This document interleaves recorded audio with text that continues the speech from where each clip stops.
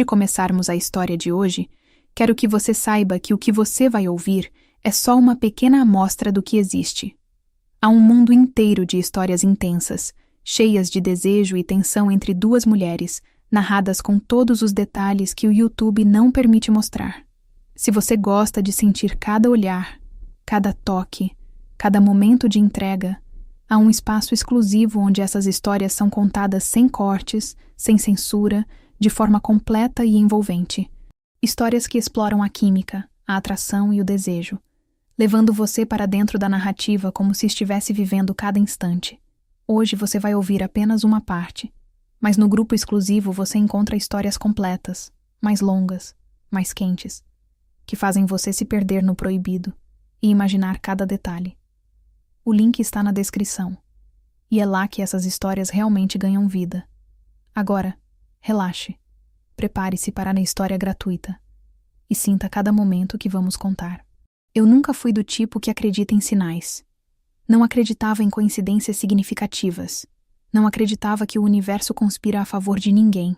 E definitivamente não acreditava que uma segunda-feira chuvosa de março poderia mudar o rumo de toda a minha vida. Mas então, ela entrou pela porta da academia, com a jaqueta encharcada e o cabelo colado no rosto. E algo dentro de mim se moveu de um jeito que eu não sabia nomear ainda. Eu tinha chegado cedo naquele dia, como sempre. A academia ficava a 2 quarteirões do meu apartamento, e eu usava aquele horário das 6 da manhã como uma espécie de ritual sagrado, uma hora que era só minha, antes que o mundo inteiro começasse a me pedir coisas. Eu estava no banco de supino quando ouvi a porta abrir com aquela rajada de vento molhado, e levantei os olhos por puro reflexo. Ela parou na entrada por um segundo, sacudiu a cabeça para tirar as gotas do cabelo e fez uma expressão levemente irritada com a chuva, como se a chuva fosse algo pessoal entre elas duas. Eu me peguei sorrindo sem querer. Eu não a conhecia. Nunca a tinha visto antes naquela academia, e eu frequentava o lugar há quase 2 anos. Ela devia ser nova, ou vinha em horários diferentes dos meus, porque eu tinha certeza absoluta de que me lembraria de um rosto assim. Havia algo na forma como ela se movia, uma espécie de segurança tranquila que não precisava se anunciar, que me fez continuar olhando por mais tempo do que seria razoável para uma estranha. Ela foi direto para o espaço de alongamento, jogou a mochila no canto com aquela naturalidade de quem já sabe onde quer ficar, e começou a se espreguiçar com uma calma que me pareceu quase meditativa. Eu desviei os olhos, voltei para os meus halteres e passei os 10 minutos seguintes fingindo uma concentração que não estava lá. Meu treino naquele dia foi péssimo. Eu não conseguia me lembrar das séries, confundia os intervalos e tinha uma consciência irritante de onde, exatamente no espaço da academia, aquela mulher estava em todo momento. No vestiário, enquanto trocava de roupa, eu me analisei com aquela frieza clínica que às vezes usava comigo mesma. O que havia acabado de acontecer? Eu tinha 28 anos, um trabalho que gostava, um apartamento que era meu, uma vida construída com cuidado e com esforço. Eu não era o tipo de pessoa que perdia a concentração por causa de uma estranha. Não era o tipo de pessoa que ficava olhando para ninguém daquele jeito. Eu tinha saído de um relacionamento de 3 anos havia 8 meses, e desde então tinha escolhido deliberadamente ficar sozinha, com uma espécie de paz austera que eu convencia a mim mesma de que era amadurecimento. Na terça-feira, ela estava lá de novo. Mesma hora, mesmo canto. Dessa vez sem a chuva, com o cabelo preso num coque alto e descuidado que deixava alguns fios escapando na nuca. Eu notei os fios na nuca. Notei que isso era completamente desnecessário de notar. Continuei notando assim mesmo. Na quarta-feira, nossos olhares se cruzaram. Foi rápido, menos de 1 segundo, mas ela não desviou imediatamente como a maioria das pessoas faz, quando se pega olhando para alguém. Ela me olhou com uma tranquilidade ligeiramente curiosa, como quem olha para algo interessante sem precisar fingir que não está olhando. Eu fui a primeira a desviar, e passei o resto do treino com uma estranha quentura no rosto que atribuía ao esforço físico com toda a convicção de quem está mentindo para si mesmo. Na quinta-feira, ela me falou. Eu estava lutando com o ajuste de uma das máquinas de cabo, o pino travado num ângulo idiota, e ouvi uma voz perto do meu ombro dizer: "Esse daqui sempre trava assim. Você precisa puxar e girar ao mesmo tempo." Eu me virei e ela estava a menos de 1 metro, com a mão estendida levemente na direção da máquina, me oferecendo a informação sem me oferecer a ajuda. O que era exatamente a diferença certa. Eu disse obrigada. Ela disse de nada. E então ficou parada por 1 segundo a mais do que a situação exigia, e acrescentou: "Você vem toda manhã, né? Eu te vi essa semana." Eu disse que sim, que vinha há 2 anos naquele horário. Ela disse que tinha acabado de mudar de bairro, que estava descobrindo a região. Disse que o nome dela era Lara. Lara. Eu repeti o nome na minha cabeça naquela noite com uma consciência de mim mesma que me incomodou. Eu tinha feito sopa. Estava sentada no sofá com o bowl no colo e um episódio de alguma série passando sem que eu prestasse atenção. E estava pensando no nome de uma mulher que tinha falado comigo por 40 segundos numa academia. Eu coloquei o bowl na mesa de centro, me recostei no sofá e olhei para o teto por um tempo razoavelmente longo. Havia algo acontecendo dentro de mim que eu não estava com energia para nomear ainda. Então decidi simplesmente não nomear. Às vezes, é isso que a gente faz. Na sexta-feira, nós treinamos na mesma área por quase 1 hora sem combinar. Eu não sei se foi acidente ou se foi alguma coisa mais sutil, aquela negociação silenciosa de espaço que as pessoas fazem sem admitir para si mesmas. Trocamos algumas frases esparsas. Ela me perguntou quanto tempo eu descansava entre as séries. Eu perguntei se ela tinha vindo de outra academia. As conversas eram curtas, práticas, mas havia nelas uma atenção que eu sentia na pele, uma qualidade de presença que me fazia escolher cada palavra com um cuidado levemente ridículo para o contexto. No sábado, ela não veio. Eu percebi a ausência dela num espaço de 3 minutos após chegar, e passei um momento desconfortável reconhecendo o quanto tinha percebido. A academia estava com outras pessoas, o treino correu bem e eu fui embora pensando: isso é patético. Não no sentido cruel, mas no sentido honesto. Eu estava sentindo falta de alguém cujo sobrenome não sabia. Na segunda-feira seguinte, ela chegou atrasada, uns 20 minutos depois de mim, e quando me viu, deu um sorriso pequeno e genuíno que me atingiu com uma precisão que eu não esperava. Não era um sorriso de educação. Era o sorriso de alguém que viu uma coisa que queria ver. Eu sorri de volta e senti aquele sorriso percorrer todo o meu corpo como uma corrente de água morna. Levou 2 semanas para nos tornarmos o que eu poderia chamar de amigas de academia. Conversávamos antes de começar, às vezes durante, e ocasionalmente ficávamos paradas perto da saída por mais tempo do que precisávamos, postergando o momento de ir embora. Eu aprendi que ela tinha 31 anos, que trabalhava como arquiteta num escritório pequeno no centro, que tinha se mudado do apartamento que dividia com a ex-namorada e estava aprendendo a gostar de morar sozinha. Essa última informação entrou em mim com uma nitidez específica que eu reconheci e ignorei com determinação. Ela aprendeu sobre mim também, que eu trabalhava com curadoria de conteúdo para uma plataforma de streaming, que minha família era do interior e eu tinha vindo para a cidade com 18 anos e nunca voltado a morar lá, que eu cozinhava por prazer e corria no fim de semana quando o tempo deixava. As conversas eram fáceis de um jeito que me surpreendia, porque eu não era naturalmente fácil de conversar. Eu tendia para o introvertido, tendia para o cauteloso, tendia para guardar as coisas em vez de oferecê-las. Com ela era diferente, e eu estava começando a ficar com medo de descobrir por quê. Foi numa quinta-feira que as coisas mudaram de tom pela primeira vez. Estávamos sentadas nos bancos perto da entrada depois do treino, e ela estava me contando sobre um projeto de reforma que estava elaborando para uma cliente difícil, gesticulando com as mãos enquanto descrevia o espaço, e de repente parou no meio da frase e me olhou com aquele olhar dela, o olhar direto e tranquilo que eu tinha aprendido a temer. Perguntou: "Você sempre presta atenção assim quando alguém está falando?" Eu disse que sim, que era algo que eu fazia. Ela ficou quieta por um momento, e depois disse, com uma voz levemente diferente: "É raro." Não era um elogio exatamente. Era uma observação, como quem registra algo e decide guardar. Eu cheguei em casa naquele dia e fiquei parada na frente do espelho do banheiro por tempo suficiente para me sentir ridícula. Eu precisava ser honesta comigo mesma de uma vez por todas. Eu estava sentindo alguma coisa por Lara que não se encaixava na categoria de amizade, por mais que eu tentasse. Havia uma tensão nas conversas com ela que eu sentia no estômago. Uma atenção que eu dava a cada detalhe dela com uma generosidade que não dava às outras pessoas. Um desejo de chegar perto que eu disfarçava de comportamento normal.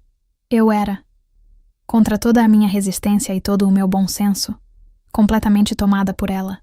E isso era um problema. Não porque Lara fosse mulher. Porque isso não era novidade para mim. Eu tinha tido relacionamentos com mulheres antes. Tinha saído do relacionamento de 3 anos com uma mulher. O problema era mais simples e mais complicado do que isso. Ela tinha acabado de sair de um relacionamento. Estava num período de reajuste. E eu não sabia absolutamente nada sobre o que ela sentia por mim, além de uma simpatia evidente que poderia significar qualquer coisa.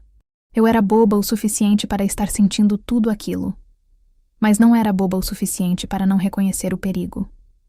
Então eu fiz o que as pessoas inteligentes e covardes fazem.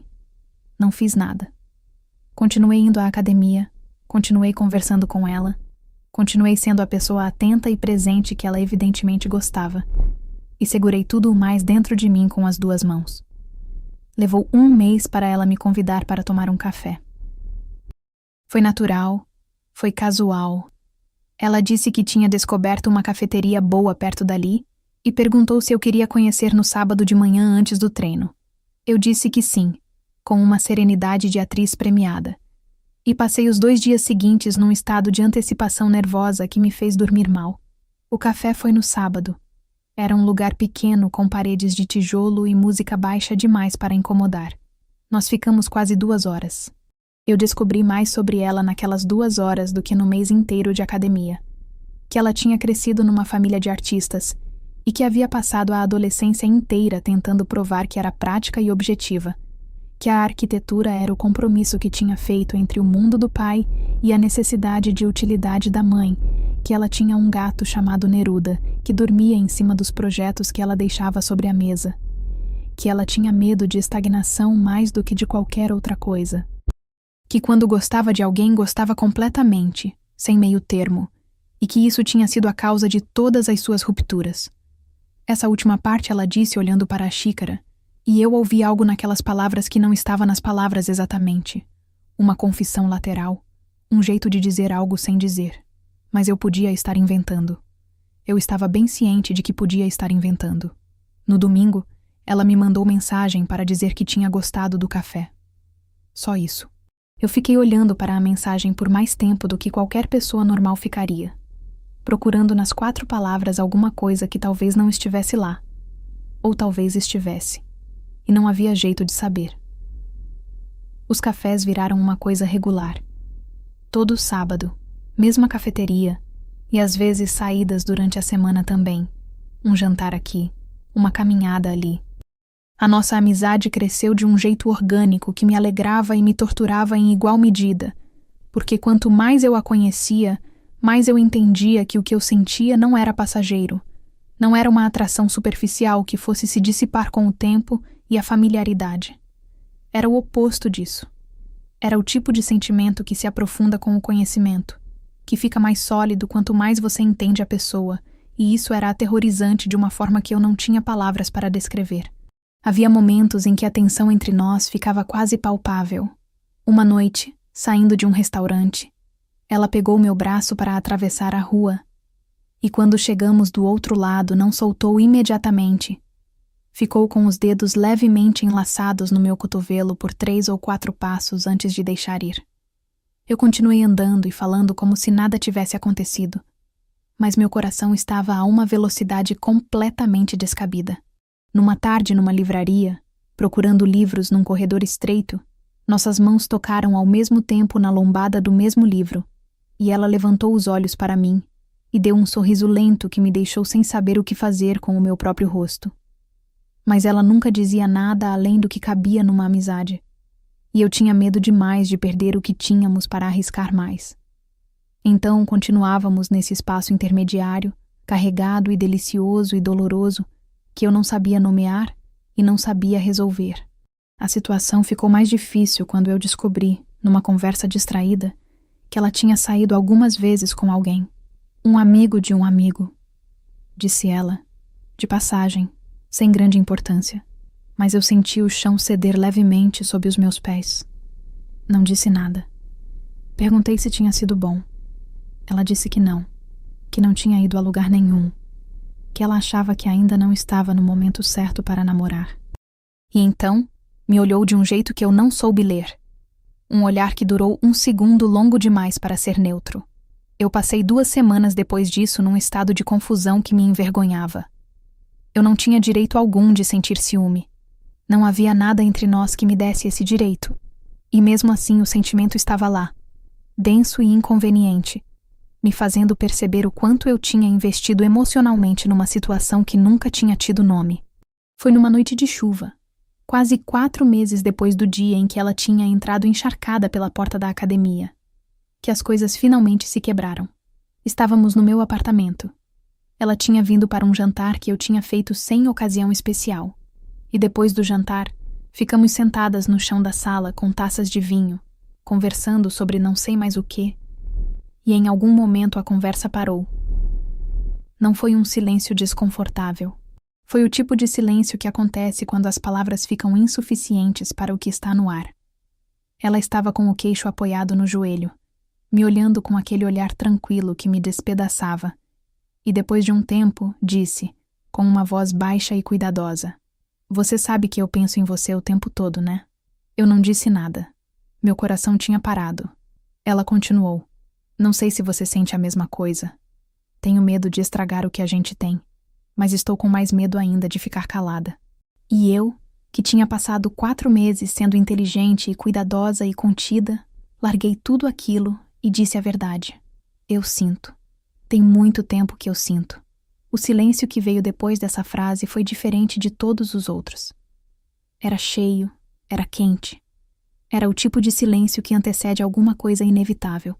Ela colocou a taça no chão com uma calma que me pareceu heróica diante do que eu estava sentindo, e se aproximou de mim com uma lentidão que me deu tempo de entender o que estava acontecendo, de escolher, de querer. Quando ela colocou a mão no meu rosto, foi com uma delicadeza que fez minha garganta apertar. O beijo foi suave no começo, quase uma pergunta, e depois virou uma resposta, e depois virou a coisa mais certa que eu tinha sentido em anos. Ficamos acordadas até tarde naquela noite, não porque houvesse urgência, mas porque nenhuma de nós queria que o dia acabasse. Conversamos sobre tudo o que tínhamos ficado caladas, sobre os momentos em que uma tinha sentido e achado que a outra não sentia, sobre o medo, sobre o alívio. Ela disse que no dia do café, logo no primeiro, já sabia que alguma coisa era diferente comigo. Eu disse que no dia em que ela tinha entrado na academia com o cabelo molhado de chuva, alguma coisa tinha se movido em mim que eu não tinha conseguido parar desde então. Mas as coisas não ficaram simples, só porque tinham ficado honestas. Nenhuma coisa real fica. Ela ainda estava carregando os destroços do relacionamento anterior. Uma ferida que não era minha, mas que eu precisava aprender a respeitar. Eu ainda tinha aquele hábito antigo de segurar demais, de guardar em vez de oferecer, de proteger em vez de confiar. Nós dois tínhamos histórias e medos e jeitos de nos defender que às vezes batiam de frente. Houve uma noite, 3 semanas depois, em que brigamos pela primeira vez. Foi por algo pequeno que era na verdade algo grande, como todas as brigas verdadeiras são. Eu tinha deixado de contar a ela uma coisa sobre o trabalho, uma situação difícil que estava me pesando, e quando ela descobriu por acaso ficou magoada, não pela situação em si, mas pelo silêncio. Ela disse: "Eu não preciso que você seja forte o tempo todo comigo. Você pode ser as 2 coisas." E eu percebi, com aquela clareza desconfortável que às vezes a gente alcança quando alguém nos vê de verdade, que eu tinha passado a vida inteira confundindo proteção com distância. Fizemos as pazes, mas foi uma reconciliação que custou alguma coisa, e deu alguma coisa também, como as reconciliações verdadeiras sempre fazem. Eu aprendi a contar mais. Ela aprendeu a perguntar mais, em vez de esperar que eu trouxesse. Nós nos fomos ajustando com aquela paciência estranha e bonita que vem de querer genuinamente que a outra pessoa fique. Houve outras dificuldades. Um período em que o trabalho dela ficou insano. Semanas de projeto com prazos impossíveis. E ela sumia na pressão. Ficava inacessível por dias seguidos. E eu tinha que trabalhar contra o meu instinto antigo de interpretar o silêncio como rejeição. Houve uma semana em que minha mãe ficou doente, e eu precisei ir para o interior. E fiquei lá por 10 dias. E a distância me fez perceber o quanto a presença dela tinha se tornado fundamental para a minha arquitetura emocional. Ela me ligava todo dia, às vezes tarde da noite, a voz baixa para não acordar a casa toda, e ficávamos conversando sobre nada com aquela intimidade tranquila das pessoas que constroem um mundo compartilhado. Quando eu voltei da viagem, ela foi me buscar na rodoviária. Estava encostada no carro no estacionamento com as mãos no bolso, e quando me viu vir com a mala, abriu um sorriso que foi a coisa mais bonita que vi na vida inteira. Me abraçou com força, com os 2 braços em volta dos meus ombros, e ficou ali por um tempo longo, a cabeça no meu pescoço, sem dizer nada. Eu fechei os olhos e me entreguei àquele abraço com tudo que tinha, e senti que alguma coisa que tinha ficado contraída dentro de mim por muito tempo, finalmente abriu. 6 meses depois do primeiro beijo, ela me mostrou um novo projeto que estava desenvolvendo. Era um apartamento duplex, que a cliente tinha dado carta branca para ela trabalhar. E ela estava obviamente apaixonada pelo desafio. Falava com as mãos, mostrava os esboços num tablet com aquela vitalidade que eu amava nela. Em determinado momento parou, me olhou e disse: "Tem uma coisa que eu quero te mostrar aqui. Um espaço que eu fiz pensando em você." Era uma área de leitura junto a uma janela grande, com uma poltrona funda e prateleiras de todos os lados, e um nicho pequeno para uma cafeteira. Tão específica, tão completamente do meu gosto, que eu me vi com os olhos marejados de um jeito que me pegou de surpresa. Ela sorriu daquele jeito que só ela tinha, suave e levemente travesso ao mesmo tempo, e disse: "Arquitetura é sobre as pessoas. Essa janela é sobre você." Eu não disse nada. Às vezes as palavras são insuficientes, e saber disso é uma forma de amor também. Chegou uma época em que as coisas ficaram complicadas de uma maneira diferente. A ex-namorada dela entrou em contato, depois de meses de silêncio, com uma mensagem que eu não li, mas que Lara me contou na mesma noite, com aquela honestidade que tinha se tornado a base do que construíamos. A ex queria conversar, disse que tinha saudade, que queria tentar de novo. Lara tinha respondido que não, mas a existência da mensagem ficou no ar entre nós por alguns dias, com um peso que nenhuma das duas sabia ao certo como manejar. Eu não perguntei o que ela sentia. Eu queria perguntar com toda a força. Mas havia alguma coisa que me disse para confiar, que ela tinha escolhido me contar aquilo porque confiava em mim, e que confiança respondida com insegurança vira punição. Então eu fiquei quieta com o meu medo. E esperei. Na sexta-feira à noite, ela chegou no meu apartamento com uma garrafa de vinho e me disse: "Eu precisava que você soubesse que não foi difícil dizer não, porque eu sei onde quero estar." E me beijou com aquela intensidade calma que era a característica dela. O jeito dela de fazer tudo, com presença total e sem alarde. Eu a segurei perto de mim por um longo tempo naquela noite, com aquela gratidão estranha que às vezes vem quando você percebe que está exatamente onde precisava estar.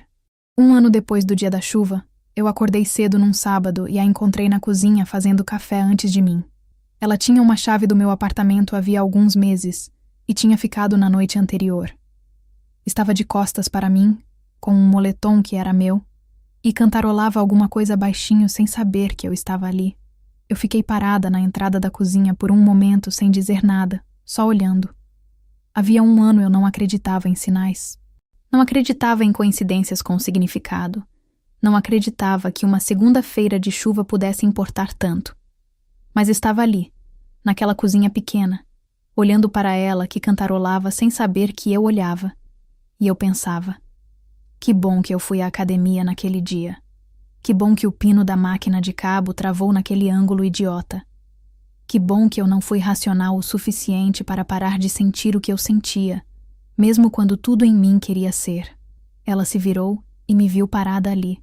Ficou um segundo com aquele olhar levemente travesso, a xícara já na mão, e disse: "Você vai ficar olhando ou vai tomar um café?" Eu atravessei a cozinha, peguei a xícara da mão dela, tomei um gole e depois fiquei parada bem perto. Perto o suficiente para que o universo inteiro cabesse entre nós sem sobrar espaço. Ela colocou a mão no meu queixo com aquela delicadeza antiga que eu nunca ia acostumar e disse com uma voz baixa: "Bom dia." E o bom dia dela tinha o peso de tudo o que tínhamos vivido, de todas as conversas e brigas e reconciliações e silêncios cheios, de todos os momentos em que tínhamos escolhido ficar. Eu disse bom dia de volta. E lá fora a chuva começou de novo, como se o mundo tivesse decidido fazer uma citação, e nenhuma de nós duas foi à academia naquele sábado. Se você gostou dessa história, saiba que no grupo exclusivo no Telegram há muito mais esperando por você. Histórias completas, intensas, cheias de desejo e momentos que não podem ser mostrados aqui. Cada narrativa é feita para te envolver e fazer você sentir cada instante como se estivesse vivendo aquilo. O link está na descrição. Entre agora e descubra o que acontece quando nada é cortado, nada é censurado e cada história se torna impossível de esquecer.